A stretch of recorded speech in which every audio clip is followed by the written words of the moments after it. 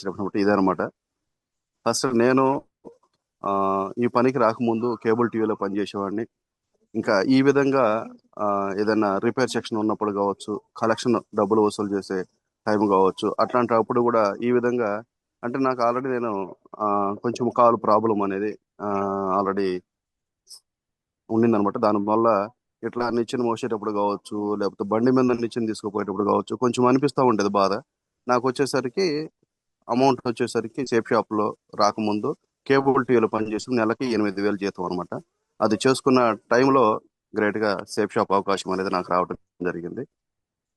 Next మా గురించి next PPT మా గురించి అన్నారు. అప్పుడు అన్ని పూర్తిగా డీటెయిల్స్ అనేది ఉంటుంది మా గురించి. జర్నీ తర్వాత నాకు మా బంధువుల ద్వారా రామయ్య సారు, లక్ష్మయ్య సార్ అని మాకు బంధువులు అవుతారు, తమ్ముళ్ళు అవుతారు. వాళ్ళ ద్వారా నాకు ఈ అవకాశం ఆపర్చునిటీ వచ్చింది. వచ్చినప్పుడు తీసుకోవటం జరిగింది. ఫస్ట్ కూడా ఈ బిజినెస్ లోకి మా అమ్మగారు కావచ్చు ఒప్పుకోలేరు, కానీ నేను మా భార్య ఒక నిర్ణయం తీసుకుని ఈరోజు వాళ్ళు చేసిన మంచి పని ఏంటంటే నాకు మా భార్య కలిపి ప్లాన్ చెప్పడం వల్ల నేను ఈ రోజు బిజినెస్ లోకి వచ్చాను. ఫస్ట్ నాకు కూడా ఇంట్రెస్ట్ లేదు, నాకు వద్దు, నేను ఈ పని తిరిగి చేయాలి కదా, నాకు కాలు బాగాలేదు కాబట్టి నేను తిరిగి చేయలేనేమో అని చెప్పిన ఉద్దేశం ఎంత నేను ఈ పనికి రావాలని ఇంట్రెస్ట్ చూపించలేదు. నా వల్ల కాదు, ఎక్కడ నేను చేయలేను అని చెప్పనే విధంగా అని చెప్పని అనుకున్నప్పుడు మా మేడం గారు కలిసి మాట్లాడి, ఎందుకంటే ఇప్పుడు ఆల్రెడీ నువ్వు చేసే కేబుల్ టీవీ వర్క్ ఆల్రెడీ తిరిగి చేసేదే, ప్రతి ఇంటికి పోయి డబ్బులు వసూలు చేస్తున్నావు, మరి జీవితకాలం అది చేస్తూనే ఉన్నావు కదా, ఆల్రెడీ ఇప్పుడు 10 సంవత్సరాలు 9 11 సంవత్సరాలు కూడా చేస్తావు, మరి ఇది టీం వర్క్ ద్వారా అన్నారు కాబట్టి కొంచెం ట్రై చేయండి, ప్రయత్నం చేయి, తర్వాత అవుతుందో లేదో అని చెప్పని మా మేడం గారు కొంచెం సలహా సూచన ఇవ్వటం ద్వారా నేను కూడా వద్దు అని చెప్పని అనుకున్నవాడిని. సరే ట్రై చేసి చూద్దాం అని చెప్పని బిజినెస్ లోకి వచ్చాను. ఈరోజు మా గురించి వాళ్ళ బ్లెస్సింగ్ తోటి ఈరోజు కోరాలు కంప్లీట్ చేసుకుని టుపాజులోకి ఉన్నాను అనమాట. థ్యాంక్ యూ మా గురించి. నెక్స్ట్ నెక్స్ట్ చూసుకుంటే నేను కూడా అందరు కూడా ఇప్పుడు ఏమనుకుంటారు, చెక్స్ నిజంగా డబ్బులు వస్తాయా లేదా అనేది. నేను కూడా ఫస్ట్ 1000 రూపాయల చెక్ తోటి నా ప్రయాణం మొదలైంది. 1000 రూపాయల చెక్ దగ్గర నుంచి స్టార్ట్ చేసుకుంటే ఈరోజు ఫస్ట్ కూడా అందరికీ కూడా డౌట్ ఉండేది, అంటే వస్తువు వస్తుందో రాదో, తర్వాత నెక్స్ట్ వచ్చేసరికి అమౌంట్ వస్తుందో రాదో. నేను కూడా మీకు లాగానే అందరిలాగానే నేను కూడా డౌట్ అనమాట, అమౌంట్ వస్తుందో రాదో. ఇద్దరు షాపింగ్ చేశాము, ఎదురు చూసాము, ఆల్రెడీ 1000 రూపాయలు చెక్ వచ్చేసింది. అట్లా నా సేఫ్ షాప్ జర్నీ అనేది 1000 రూపాయల ఇన్కమ్తో మొదలు పెట్టుకొని లాస్ట్ వీక్ వచ్చేసరికి 1,24,870 రూపాయలు కూడా తీసుకున్నానండి. ఇంత చెక్ వచ్చినప్పుడు స్టార్టింగ్ లో గోపిశ్రీ గురుమాత గారికి, స్వామి మా గురుజీకి, చిన్నరా మహా గురుజీకి 60,000, 80,000, 1,20,000, 1,30,000 ఈ చెక్కులు వస్తా ఉంటే 1.5 లక్ష, 2 లక్షలు నిజంగా ఇంతంత డబ్బులు వస్తాయని చెప్పని కూడా స్టార్టింగ్ లో నాకు డౌట్ ఉండేది అనమాట. మా గురించి వాయిస్ క్లియరా మా గురించి? క్లియర్గా ఉంది సార్, చెప్పండి. ఓకే ఓకే, థ్యాంక్ యూ మారుజీ. అట్లా ఉన్నప్పుడు నాకు కూడా డౌట్ ఉండేది, నిజమేనా నేను డబ్బులు వస్తాయా అని చెప్పని కూడా. ఓకేనా, ఈ రోజు వర్క్ చేసుకుంటా వెళ్తే ఎవరికైనా వస్తాయి అనేది ప్రూఫ్ అర్థమైంది మా గురించి. మనం చేసే కష్టానికి తగ్గ ఇన్కమ్ ఇక్కడ ఫలితం మన వస్తుంది. మా గురించి వాళ్ళు చెప్తారు కదా, ఇది సముద్రం, సేఫ్ షాప్ అనేది సముద్రం, నువ్వు ఎంత వాటర్ తీసుకుంటే అంతే, ఎంత డబ్బు తీసుకునే దానికి ఛాన్స్ ఉందంటే వారానికి దగ్గర దగ్గర ఈ రోజు 4 లక్షలు కాదు 8 లక్షలు తీసుకునే దానికి ఆపర్చునిటీ ఉంది. ఇంకా మనం ఎంత తీసుకుంటాం అనేది నరేష్ మా గురించి చెప్తుంటారు. మనకి ఈ రోజు 8 లక్షలు వస్తుంది కదా, మరి మనం ఈ వారం ఎంత తీసుకున్నాము, ఎంత కోల్పోయాం, ఎంత మిస్ అయ్యాం, మనం ఈ వారం ఎంత పోగొట్టుకున్నాము అని చెప్పిన మా గురించి నిజమే కదా అని చెప్తున్నాండి విధంగా ఈ రోజు గ్రేట్ షేప్ షాప్ ద్వారా 1,24,870 రూపాయలు ప్లస్ అదే విధంగా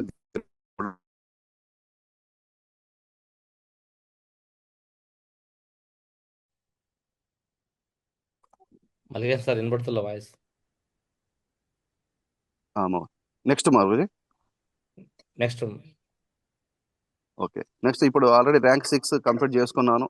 దాంతో పాటు బ్యాంకాక్ ట్రిప్ ఆల్రెడీ గతంలోనే నేను ఆల్రెడీ గోవా ట్రిప్ ఒకటి, తర్వాత బ్యాంకాక్ ట్రిప్ ఒకటి, తర్వాత చైనా ట్రిప్ కూడా క్యాన్సిల్ చేసుకున్నాను. కొన్ని ఇబ్బందుల వల్ల నేను ఆ మూడింటిని కూడా క్యాన్సిల్ చేసుకొని అమౌంట్ తీసుకోవాల్సి వచ్చింది అనమాట. నేను ఆ ట్రిప్పులు కూడా పోలేదు. ట్రిప్పులకు పోకపోవటం వల్ల కూడా ఎంత లాస్ అయిందనేది కూడా నాకు తెలిసింది, అర్థమైంది అనమాట. ఎందుకంటే మనం ఒకసారి ఫారెన్ ట్రిప్ అచీవ్మెంట్ చేసిన దానికి కూడా ప్రూఫ్ అనేది చూపించుకునే దానికి కూడా లేకుండా మిస్ చేసుకున్నాను. కానీ అట్లాంటి పొరపాటు మళ్ళీ చేసుకోకూడదన్న ఉద్దేశం మీద మా గురించి ఇప్పుడు ఆల్రెడీ మళ్ళీ బ్యాంకాక్ ట్రిప్ ర్యాంక్ 6 అంటే చూడొచ్చు.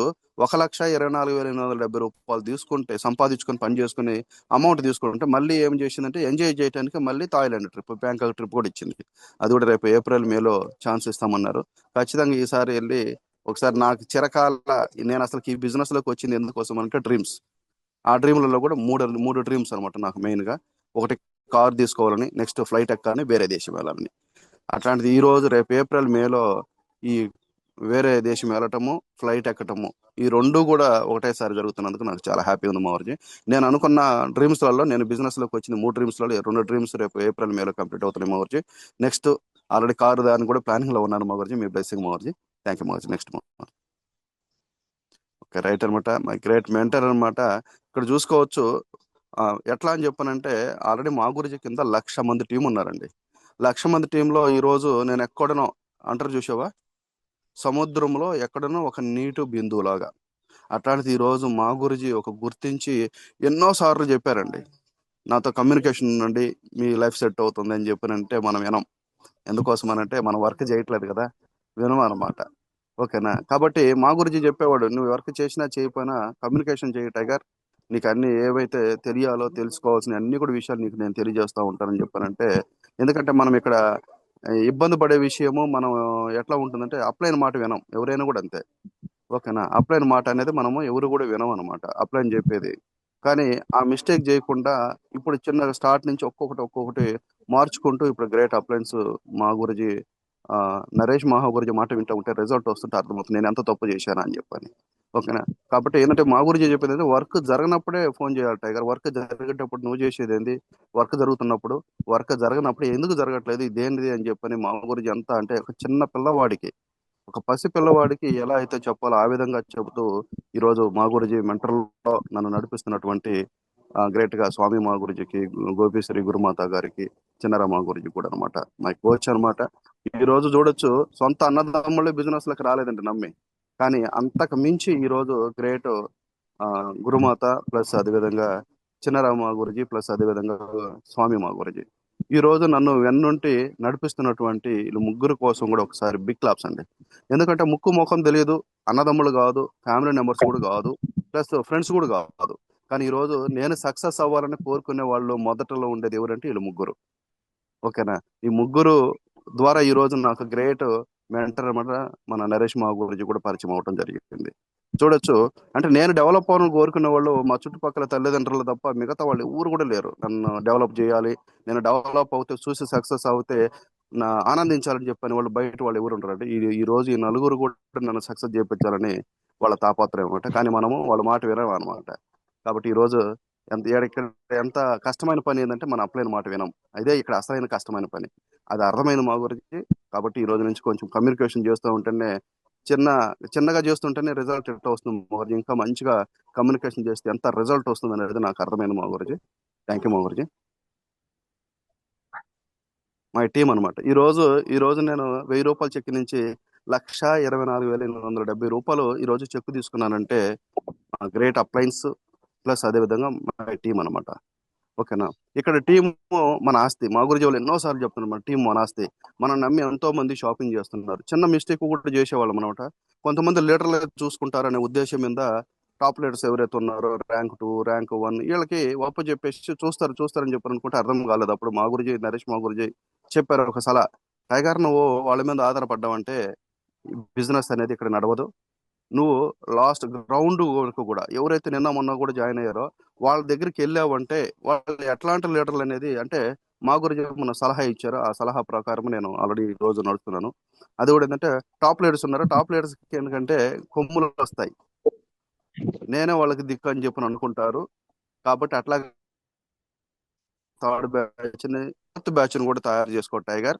వాళ్ళతో నేను మాట్లాడతాను. చూడండి మా గురించి అంటే కొంతమంది అనమాట ఫ్రెషర్ లీడర్ తో కూడా నేను మాట్లాడతాను టైగర్, నువ్వు మాట్లాడించుకో అని చెప్పానంటే నాకే ఎలా అనిపించింది అంటే ఆశ్చర్యం అనిపించింది. ఎందుకంటే 1,00,000 మంది టీంలు లీడ్ చేస్తున్న మహా గురించి అసలు టైం ఫోన్ కాల్లో మాట్లాడే ఛాన్స్ కూడా ఉండదు. అట్లాంటిది ఈ రోజు మా గురించి ఇచ్చిన మాట ఏంటంటే ఫ్రెషర్ లీడర్ అయిన టైగర్ నువ్వు గ్రౌండ్ లోకి వెళ్తే ఎవరు ఎట్లాంటి వాళ్ళు లీడర్లు అనేది నీకు అర్థమవుతుంది, వాళ్ళతో నాతో మాట్లాడించుకో, బిజినెస్ ఎలా ఉంటుందని నేను చూపిస్తానని చెప్పని మా గురించి కూడా మాట ఇవ్వటం జరిగింది అనమాట. అర్థమైంది. అప్పుడు నేను చేసే మిస్టేక్ ఏంటంటే లీడర్ల మీద వదిలేస్తే లీడర్లు కొంతమంది పర్ఫెక్ట్ లేరు కొంతమంది. ఓకేనా? అట్లాంటి టైంలో మనం ఇబ్బంది పడతాము. సెకండ్ బ్యాచ్, థర్డ్ బ్యాచ్ ని, ఫోర్త్ బ్యాచ్ ని కూడా తయారు చేసుకుంటే వాళ్ళ ద్వారా కూడా మనకు బిజినెస్ నడిస్తే మంచి లెవెల్ ఏదైతే అచీవ్మెంట్ కూడా అచీవ్ చేసుకోవచ్చు అని చెప్పి అర్థమైంది మహర్జీ. థ్యాంక్ యూ మహర్జీ, థ్యాంక్స్ సో మచ్ గురుజీ. నెక్స్ట్ ఈరోజు మై టాపిక్ అన్నమాట, షో ద ప్లాన్. ఆల్రెడీ మనకి 8 స్టెప్ ట్రైనింగ్ లో డ్రీమ్ గురించి కంప్లీట్ చేసుకున్నాం గ్రేట్ గా. నెక్స్ట్ అదేవిధంగా లిస్ట్ గురించి కూడా కంప్లీట్ చేసుకున్నాం. నెక్స్ట్ అదేవిధంగా ఇన్విటేషన్. ఈరోజు డ్రీమ్ పెట్టుకున్నాం, ప్లస్ అదేవిధంగా లిస్ట్ కూడా రాసుకున్నాం, ప్లస్ అదేవిధంగా ఇన్విటేషన్ కూడా ఇచ్చాం. ఈ మూడితో పాటు ప్రతి ఒక్కదానికి ఇక్కడ లింక్ ఉందండి. ఓకేనా? ఈ మూడు చేసుకొని స్టార్ట్ చేసుకొని కూడా మనం ప్లాన్ చెప్పలేదంటే అవతల వ్యక్తికి అర్థం కాదు అనమాట. ఓకేనా? మరి మనం ప్లాన్ చెప్పాలి అని చెప్పంటే ఫస్ట్ స్టార్టింగ్ లో నా గురించి అనమాట. ఫస్ట్ నేను ఒక 2 months వరకు కూడా నేను ఇంటర్మీడియట్ వరకు చదివాను. కానీ నన్ను ఈ బిజినెస్ తీసుకొచ్చిన వాళ్ళు బేల్దారి మేస్తర్లు. ఓకేనా? వాళ్ళు ప్లాన్ చెబుతూ ఉంటే వింటా ఉండేవాడిని.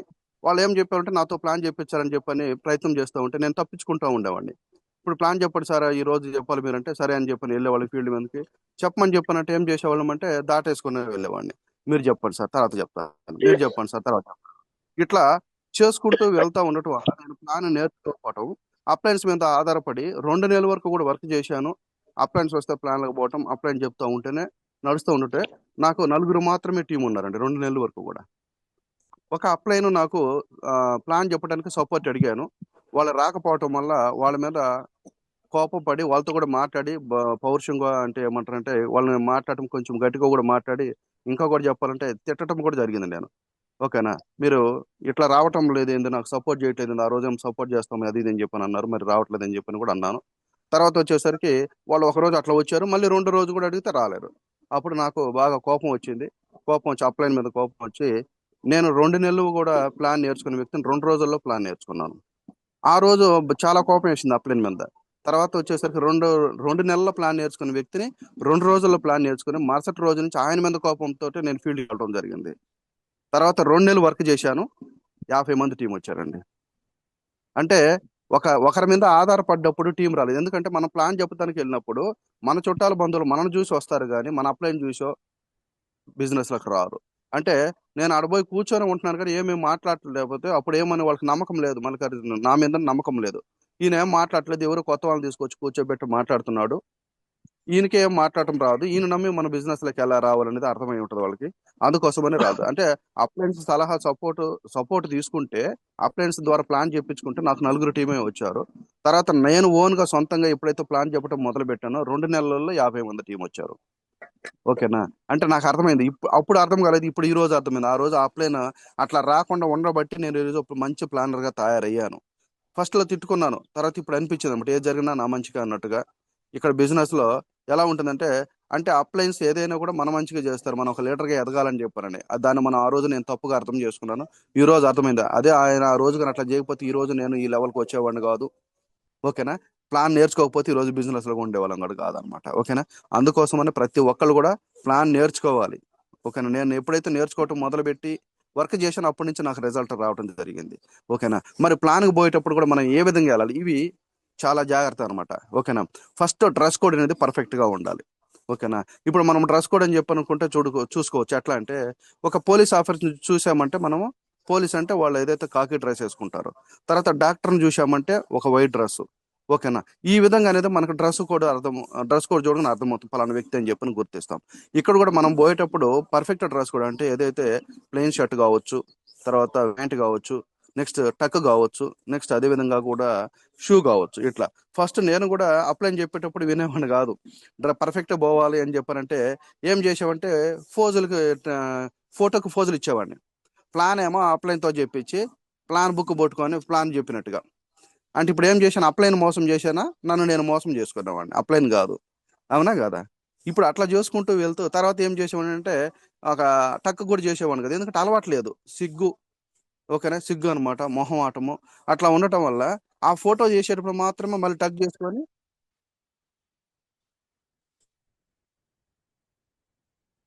మా గురుజీ. ఓకేరా మౌర్జీ?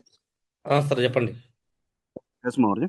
అట్లా ఫోటోకి ఫోజ్ ఇచ్చేవాడిని. అంటే ఏం చేశాను, టక్ చేసుకుని అప్పుడు ఫోటో దిగి మళ్ళీ అయిపోయిన తర్వాత ఏమైనా తీసేసి మళ్ళీ మామూలుగా వెళ్తా ఉండేవాడిని. అంటే ఇప్పుడు నేనేం చేసి ఉంటే అప్లైన్ మోసం చేశాను అనుకునేవాడిని, అప్లైన్ మోసం చేసేవాడిని అని చెప్పి అనుకునేవాడిని. అప్లైన్ కాదంటే నన్ను నేను మోసం చేసుకునేవాడిని. ఓకేనా. ఈ విధంగా అనేది చేసుకుంటూ వెళ్తూ, అంటే మనం ఏదైతే డ్రెస్ కోడ్ పర్ఫెక్ట్ గా ఉండాలి. ఓకే, మనం ఉన్న దాంట్లోనే కొత్త బట్టలని ఇంకోటని కాదు, ఉన్న వాటిలో మంచిగా ఐరన్ చేయించుకొని తర్వాత షూ చేసుకొని, ఎందుకంటే గతంలో ఎట్లయితే ఉన్నామో అట్లా లేకుండా పర్ఫెక్ట్ గా, అంటే కొంచెం మార్పు అనేది కనపడాలి మన చుట్టాలు మన బంధువులకి. కొంచెం మార్పు కానీ కనిపించింది అంటే ఆటోమేటిక్ గా మనకి బిజినెస్ లకు రావడం జరుగుతుంది. నెక్స్ట్ మనకు రెండో పాయింట్ ఏంటంటే టైం.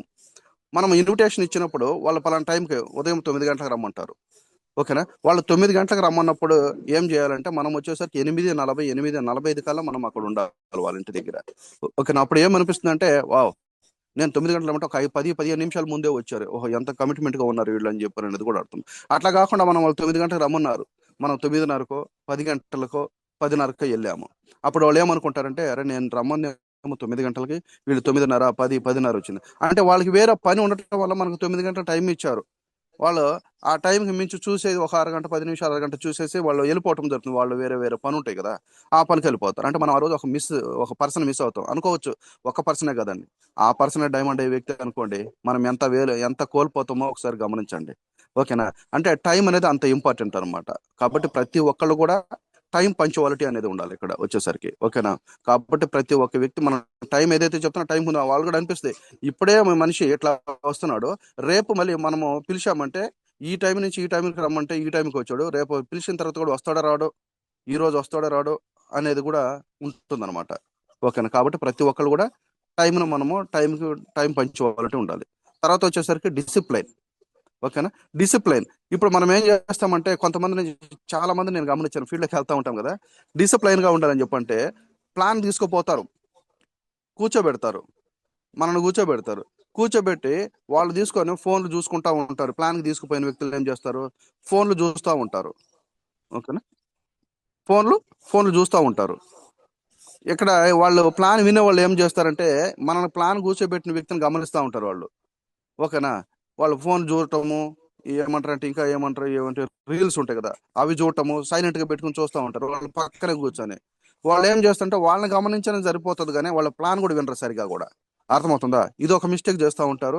తర్వాత ఇంకొంతమందిని అయితే చూశాను, ఆడ వచ్చి ప్లాన్ చెప్తా ఉంటే ఎట్లా ప్లాన్ చెప్పితే ఎలా ఉంటుందంటే జోలపాట పాడినట్టుగా ఉంటుంటుంది. మరి కొంతమందికి నిద్రపోతుంటారు, తూగుతూ ఉంటారు ప్లాన్ తీసుకుపోయిన వ్యక్తులు కూడా, నేను చాలా మందిని గమనించాను. ఇప్పుడు వాళ్ళు చూసి ఎట్లాంటి నిద్రమోహం వాళ్ళని చూసా మనం ఈ బిజినెస్ లో దిగాలి అనేది కూడా ఆలోచన చేస్తూ ఉంటారు. అర్థమవుతుందా. ఈయన ఈ రకంగా ఉన్నాడు, ఈయనతో పోయినామంటే మనం కూడా నిద్రపుచ్చుతాడు అని చెప్పిన ఉద్దేశం మీద ఆ నమ్మకంతో కూడా బిజినెస్ లోకి ప్లాన్ చేపేటప్పుడు. ప్లస్ అది ఇంకొంతమంది ఏం చేస్తుంటారంటే నెక్స్ట్ మనం అప్లైన్ వచ్చాడు, ఆ టైం ఇచ్చాడు కాబట్టి అని చెప్పని వీళ్ళని ఇక్కడ కూర్చోబెట్టేదాను, అక్కడ పక్కన పోయి ఫోన్లో మాట్లాడదు, నెక్స్ట్ ప్లాన్ కూడా చేస్తా ఉంటారు. ఇప్పుడు వీళ్ళు ఏం చేస్తుంటే ఎవరో ముక్కు మొఖం తెలియని వ్యక్తిని మనం పోయి పరిచయం చేసి కూర్చోబెట్టి ప్లాన్ నేర్పిస్తుంటే వీళ్ళు మనల్ని చూసి భయపడుతూనో, ఓకేనా, భయపడుతూనో లేకపోతే మొహమాటంతో ఆ ప్లాన్ కూడా సరిగా వినరు. వీళ్ళని గమనిస్తూ ఉంటారు. ఈ పక్కన పోయి వీళ్ళు అడవడిగా మాట్లాడు, నెక్స్ట్ వస్తున్నాం, మాటకు వస్తున్నాం, మేడకు వస్తున్నాం, నెక్స్ట్ రెడీగా ఉన్నట్టు అది ఇది అని చెప్పానంటే వీళ్ళేం ప్లాన్ తీసుకుపోయిన వ్యక్తులు రోడ్ల మీద తిరుగుతూ మాట్లాడుతూ ఉంటే వాళ్ళని గమనించడమే సరిపోతుంది. ఈ ప్లాన్ కూడా సరిగా వినరు. ప్లస్ అయిపోయింది ప్లాన్ కూడా అయిపోకముందు ఏమంటుంటారు మళ్ళీ వచ్చి, సార్ సార్ గురించి తొందరగా కానివ్వండి. ఓకేనా. నెక్స్ట్ అక్కడ ప్లాన్ వాళ్ళు రెడీగా ఉన్నారు. మనం నువ్వు తీసుకుని వచ్చింది మనుషులను టచ్ చేసుకుని పోవటానికా, లేకపోతే ఇక్కడ షాపింగ్ డైమండ్ ఎవరైతే ఉన్నారో ప్లాన్ చెప్పించి వాళ్ళని జాయిన్ చేయించడానిక. అట్లా కూడా ఉంటారన్నమాట. మనకు అప్లయన్స్ కి కూడా సలహా సూచనలు ఇస్తుంటారు, త్వరగా రండి. ఓకే, ఎక్కడైనా వచ్చినప్పుడు డిసిప్లైన్ గా ఉండాలి. అది ఎలా ఉండాలంటే నాకే ప్లాన్ చెప్తున్నాను, వాళ్ళిద్దరితో కలిపి మనం కూడా కూర్చొని ప్లాన్ విన్నాం అనుకోండి, చాలా ఇంట్రెస్ట్ గా కదలకుండా విన్నాం అనుకోండి, వాళ్ళకి కూడా వినిపించింది, ఇంట్రెస్ట్ గా అనిపించింది. చూడు ఈ మనిషి కూడా ఎలా వింటున్నారు అని చెప్పానని. అంటే మనం అక్కడ ఉండాల్సినప్పుడు డిసిప్లైన్ గా ఉండాలి. ఓకేనా. కొంతమంది కూడా అంటుంటారు, నేను చూశాను, సైకిల్ చేసుకుంటూ మాట్లాడుకుంటారు, ఇద్దరు వస్తారు అప్ అండ్ డౌన్ నేను, వాళ్ళిద్దరు సైకిల్ చేసుకుంటే గుసగుస మాట్లాడుకుంటారు. వాళ్ళు కూడా ఉంటారు, వాళ్ళు ఏమనుకుంటారు అట్లా మనం వీళ్ళు ఏదో సైలెంట్ గా మాట్లాడుతూ మనం ఏదో ఇరికిచ్చాలనో లేకపోతే మనం ఏదో మోసం చేయాలనో ఇంకో విధంగా అని చెప్పి మీరేమో వేరే విధంగా మాట్లాడుతుంటారు. వాళ్ళు ఏమనుకుంటుంటారు, ఏదో సైలెంట్ గా మనకి వినపడకుండా మాట్లాడుతున్నట్టు వాళ్ళు అట్లా గమనించని ఈ చెవి ఇట్లా వేస్తారు. ఆ ప్లాన్ కూడా సరిగా వినరు. కాబట్టి ఈ తప్పులు ఈ మిస్టేక్లు చేయటం వల్ల బిజినెస్ లో ఐడియాలు కూడా ఎక్కువ రావన్నమాట. ఇది కూడా నేను చాలా గమనించాను. తర్వాత దీంతో పాటు మనం ప్లాన్ చెప్పేశాం, ఫస్ట్ ఎక్కడ ఏం చేస్తారంటే test money, next test money. ఇక్కడ టెస్ట్ మనీ రూపం కూడా ఎట్లా ఉంటుందంటే ఎలా చేస్తారంటే ఇప్పుడు కొత్త వాళ్ళందరూ కూడా ప్లాన్ చెప్తారు, వాళ్ళు డౌట్లు అడుగుతారు, ఓకేనా. వాళ్ళ డౌట్లు తెలియదు కదా, తెలియనప్పుడు ఏం చేస్తారంటే అప్లైన్కి ఫోన్ చేస్తారు. గురుజీ సార్, మేము ప్లాన్ చెప్పాము, ఒకసారి మీరు వీళ్ళతో మాట్లాడండి, మీరు టెస్ట్ మనీ చెప్పండి అని చెప్పండి. మనం ఇంకేం చేస్తాము, సినిమా స్టార్టింగ్ దగ్గర నుంచి అక్షరాల దగ్గర నుంచి ఎండింగ్ దాకా చెప్తాం. అవునా కదా. అది చాలా బ్లండర్ మిస్టేక్ అండి. ఇదేం చేస్తారంటే వాళ్ళు కొన్ని డౌట్స్ అడుగుంటారు మనకి, కొన్ని డౌట్స్ అడుగుంటే ఆ డౌట్స్ గురించి మీరు క్లారిటీ చేశారంటే ఓకే. మీరు క్లారిటీ చేసిన తర్వాత కూడా, మనం క్లారిటీ చేసిన తర్వాత కూడా మన గ్రేట్ అప్లయన్స్ ఎవరో ఒకరిని సపోర్ట్ తీసుకొని మళ్ళీ మనము ఆ ఫోన్ చేసినప్పుడు ఏం చెప్పాలంటే డౌట్స్ ఏదైతే అడిగారో ఆ డౌట్స్ కానీ మనం క్లారిటీ చేయగలిగామంటే డీడీ వచ్చేస్తుంది అక్కడ. మనం ఏం చేస్తాము, అట్లా ఏం చెప్పకుండా మనం చెప్పేసాం వాళ్ళ డౌట్స్ క్లారిటీ అయిపోయినాయి కదా అని చెప్పని గురుజీ వాళ్ళకి అప్లయన్స్కి అందరికి ఫోన్ చేసి ఇస్తాం. వాళ్ళు ఏంటంటే మామూలు స్టోరీ చెప్పేస్తారు, వాళ్ళు టెస్ట్ మనీ చెప్తారు. అట్లా కాకుండా మనం వాళ్ళు ఏదైతే ఒక డౌట్ అడిగారా, రెండు డౌట్లు అడిగారు, మూడు నాలుగు అడిగారు, ఆ డౌట్ గురించి గురించి ఇట్లా వాళ్ళు అడిగారు, నేను చెప్పాను సార్, ఇట్లా అడిగారు చెప్పాను, దాని గురించి మీరు మాట్లాడినప్పుడు ఏంటంటే ఫస్ట్ మొదలు మనం ఎత్తుకునేది ఎక్కడి నుంచి స్టార్టింగ్ అంటే ఏదైతే డౌట్స్ అడిగారో ఆ డౌట్స్ని ఎప్పుడైతే క్లారిటీ చేస్తేనే అప్పుడు వాళ్ళు, ఓకేనా. మనం అవన్నీ చెప్పకుండా ఉండటం వల్ల వాళ్ళ డౌట్స్ క్లారిటీ కాకుండా మనం ఎంత చెక్కులు చూపిస్తే ఏం లాభము, ఎన్ని ఫారెన్ ట్రిపుల్ చూపిస్తే ఏం లాభము, ఎంత ఇన్కమ్ చూపిస్తే ఏం లాభము, ఈ 3 నామినీ సెక్యూరిటీ చూపించినా కూడా లాభం ఉండదండి అక్కడ. అవునా కదా. మనం చేసే మిస్టేక్ ఏంటంటే వాళ్ళు ఏదైతే డౌట్స్ ఉన్నాయో వాళ్ళ మైండ్ లో ఆ డౌట్స్ క్లారిటీ అయినా చాలు, షాపింగ్ చేసేస్తారు బిజినెస్ లో. కానీ మనం అది చెయ్యము. ఓకేనా. ఏం చేయకుండా ఏం చేస్తామంటే టెస్ట్ మనీ చెప్పేయమని చెప్పని అంటాం. ఇది చాలా జరుగుతున్న తప్పులు. ఇదన్నీ కూడా నేను ఈ రోజు గమనించాను అనమాట. అంటే నేను ఫస్ట్ నేనే చేశాను, నేర్చుకున్నాను, ఈ రోజు టీం కూడా నేర్పిస్తున్నాం. కాబట్టి ప్రతి ఒక్క వ్యక్తి కూడా చేయాల్సిన పని ఏంటంటే ఫస్ట్ ఇక్కడ మనం వచ్చేసరికి ఒక అప్లైన్కి ఫోన్ చేసినప్పుడు వాళ్ళ డౌట్స్ ఏదైతే అడిగారో ఆ డౌట్స్ గురించి మనము క్లియర్